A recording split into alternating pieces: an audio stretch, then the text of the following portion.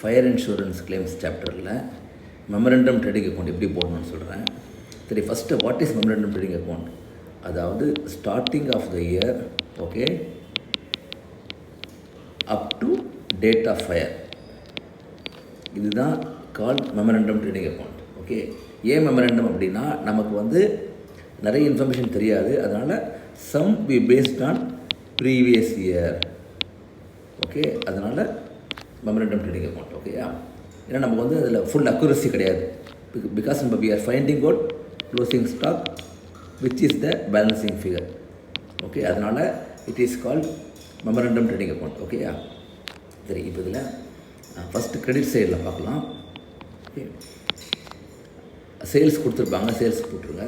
Suppose returns இருந்ததுன்னா ரிட்டர்ன்ஸை minus பண்ணிடணும். ஓகேயா, ஓகே, இது பேலன்சிங் பேர், அப்புறம் பார்த்துக்கலாம்.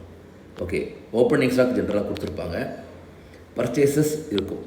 ஓகே, அதுக்கப்புறம் anything related to trading account, இப்போ கேரேஜ் இன்வெர்ட், ஃபியூவல் இருக்கும். ஓகேயா, கிராஸ் ப்ராஃபிட் சில சமயம் கொடுத்துருப்பாங்க, சில சமயம் இல்லை. ஸோ டிக் போடுறேன், கிராஸும் போடுறேன். அப்படி கொடுக்கலன்னா என்ன பண்ணுங்கிறத அப்புறம் சொல்கிறேன்.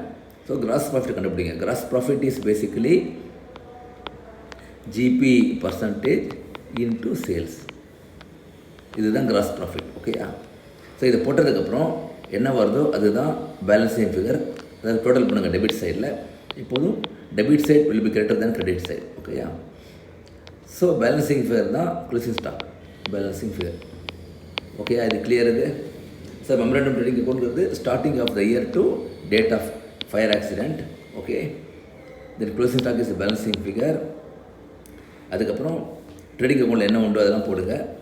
தென் கிராஸ் ப்ராஃபிட் மாத்திரம் சில சமயம் கொடுத்துருப்பாங்க, சில சமயம் கொடுக்கல. அப்படி கொடுக்காமல் கொஸ்டின் மார்க் இருந்ததுன்னா then gross profit ratio into sales தான் கிராஸ் ப்ராஃபிட் அமௌண்ட். ஓகேயா, சரி, இப்போ அடுத்த ஒர்க்கிங்க்கு வரலாம்.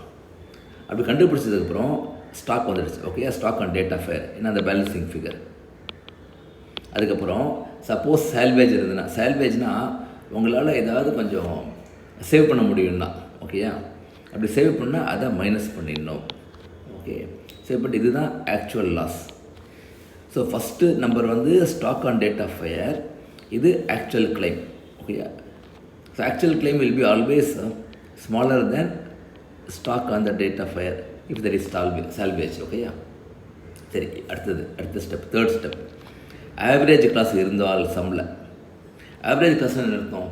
இப்போ நீங்கள் 100 ரூபா இன்சூரன்ஸ் பண்ண வேண்டிய இடத்துல சப்போஸ் 60 rupees தான் இன்சூர் பண்ணியிருந்தீங்கன்னா, அப்போ 50 ரூபா லாஸ் ஆச்சுன்னா then you will not get full 50 ரூபா.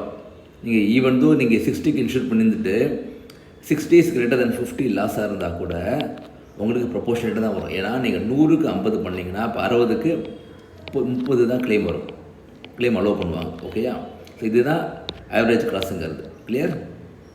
ஓகே, ஸோ அப்படி ஆவரேஜ் கிளாஸ் இருந்ததுனால் அப்போ what is the amount insured?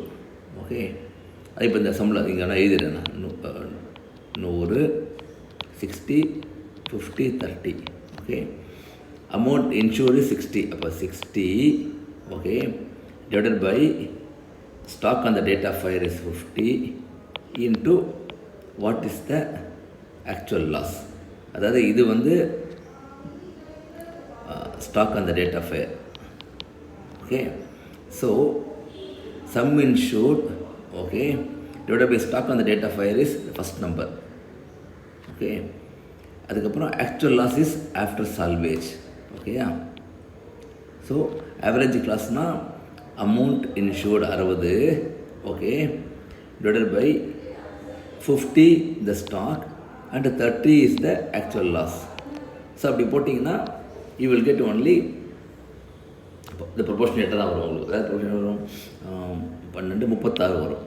Okay, so இவர் கிளைம் வில் பி லெஸ்ஸாக வரும். ஓகே, உங்களுக்கு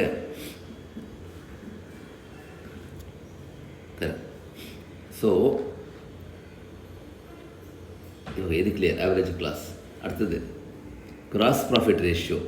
சப்போஸ் ஜிபி பர்சன்டேஜ் கொடுக்கலன்னா then we have to find out. எப்படி ஃபைண்ட் அவுட் பண்ணோன்னா, gross profit of last year இருக்குல்ல, அது divided by sales of last year into 100 பண்ணிங்கன்னா you will get GP ratio. Okay, அதை கொடுக்கலன்னா.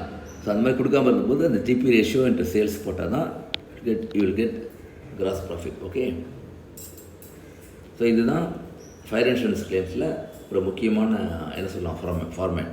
தேங்க்யூ.